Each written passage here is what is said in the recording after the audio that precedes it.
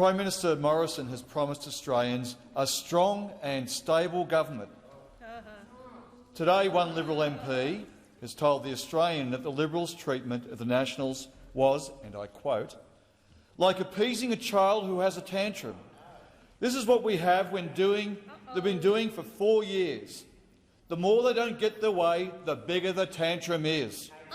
How is the Prime Minister going to appease the Nationals this time? The Minister representing the Prime Minister, Senator Cormann. Thank you very much, Minister. Thank you very much, Mr. President. It's good to see how the Australian Labor Party is asking the great questions about the future of our nation. Let me, and I know, of course, that the good senator is concerned. So let me reassure him that the Liberal National Party coalition remains strong and united and continues to deliver for the Australian people. Having taken over a government from the Labor-Green coalition that preceded us, let me tell you, we turned that disastrous situation around that we inherited from you. Under your government, weakening economy, rising unemployment, a rapidly deteriorating budget position, chaos at our borders, forcing people to pay more for their electricity in order to send higher emissions overseas. I mean, it was a complete your last Labor-Green period in government was a complete failure. Let me tell you, the Liberal National parties in government continue to deliver for the Australian people, continue to deliver a stronger economy with better opportunities for Australian families to get ahead and indeed keeping our borders safe and secure. Let me tell you, I put our record against your record, your Labor-Green record, any day.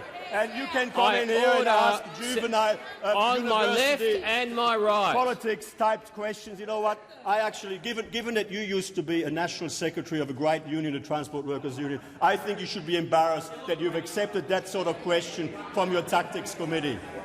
Senator Sheldon, a supplementary question.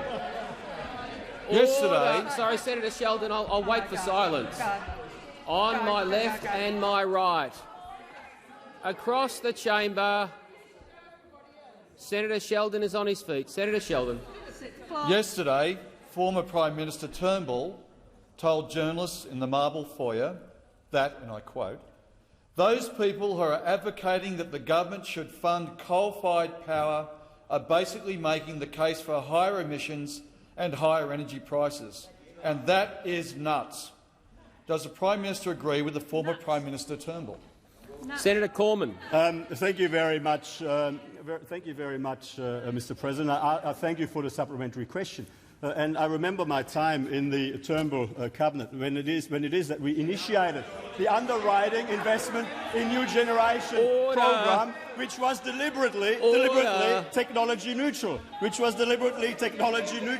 And it was actually during the Turnbull government that we thought very carefully about how we would deal with the clearly ongoing need for baseload power into the future as part of an energy mix that includes an increasing proportion of renewables. And of course, under our government, we are making record investments in renewables. We are also investing in the major battery of the nation through Snowy 2.0, but we were always focused on making sure that there was the opportunity for appropriate investment in baseload power generation that was appropriately affordable and reliable, including in coal. That was what accepting recommendations Senator Cormann, the time ICCC for the report was all answer has about. expired. Senator Sheldon, a final supplementary question.